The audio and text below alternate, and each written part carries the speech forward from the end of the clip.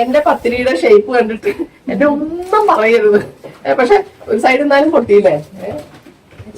നമ്മൾ ഇതിൽ തോറ്റു, രക്ഷയില്ല. അയ്യോ അടിപൊളി ചിക്കൻ കറി കേട്ടോ. ചിക്കൻ കറി സൂപ്പർ, നല്ല എരിവുണ്ട്. ഇത്ര എരിവ് വേണം. എല്ലാ പത്തിരി കൊതിയന്മാർക്കും കൊതിച്ചികൾക്കും ഡെഡിക്കേറ്റ് ചെയ്യും എന്റെ അഭിവാദ്യങ്ങൾ. പൈനാപ്പിൾ ജ്യൂസ്, വെള്ളം, സർബത്ത്, അവലും കഞ്ഞി, അവലും വെള്ളം അല്ലേ, ഇത്രയൊക്കെ കുടിച്ചു.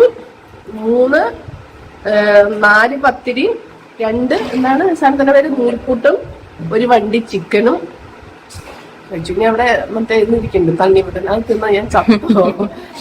വേറൊരു കാര്യം പറയാം, സത്യത്തിൽ വയറ് നിറഞ്ഞതല്ല, മനസ്സ് നിറഞ്ഞ കവിഞ്ഞതാ. അതുകൊണ്ടാണ് അധികം തിന്നാൻ പറ്റുന്നത്. പത്രിയും കറിയാണോ? പത്തിരി കറി. അപ്പൊ ഇഷ്ടമായാൽ എന്ത് ചെയ്യണം? ലൈക്ക് ചെയ്യണം, ഷെയർ ചെയ്യണം.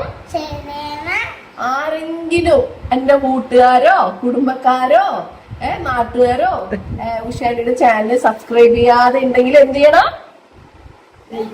ലൈക്ക് ചെയ്യണം, സബ്സ്ക്രൈബ് ചെയ്യണം. സബ്സ്ക്രൈബ്.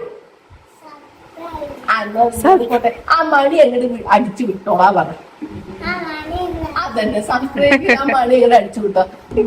അപ്പൊ ചാറ്റ കൊടുത്തേക്ക് എല്ലാവർക്കും. ഇതിപ്പോ എന്തോരം വെച്ചോ? 2 ലിറ്റർ വെള്ളം വെച്ചോ? ഇല്ല, വെള്ളം തിളപ്പിച്ചു അല്ലേ. നല്ല പാകമായ പത്തിരിമാവ് ഉറപ്പുള്ള പ്രതലത്തിൽ വെച്ച് കുഴിക്കുന്നതാണ് നല്ലത്. ഓരോന്നും പരത്തി പൊടിയിൽ മുക്കി, എന്നിട്ട് ആ പൊടി തട്ടിക്കളഞ്ഞ് അട്ടിയായിട്ട് വെക്കാം.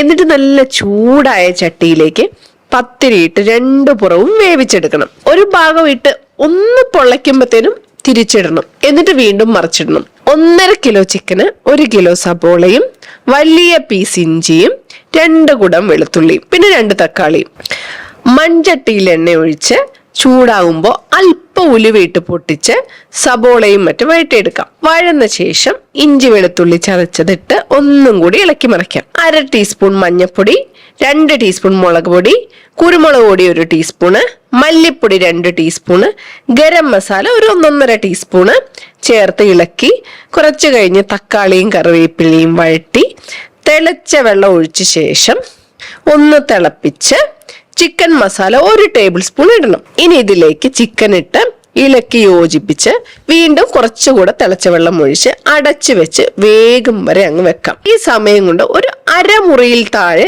തേങ്ങ ചിരണ്ടിയത് ചുമക്കെ വറുത്ത് നന്നായിട്ട് അരച്ചിട്ട് ഇതിലേക്ക് ഒഴിക്കാം. നന്നായിട്ട് ചൂടാവും വരെ ഇളക്കിക്കൊണ്ടേ ഇരിക്കണം. എന്നാൽ തിളയ്ക്കാൻ പാടില്ല കേട്ടോ. ഇതാണ് ഇവരുടെ സ്പെഷ്യൽ വറുത്തരച്ച ചിക്കൻ കറി.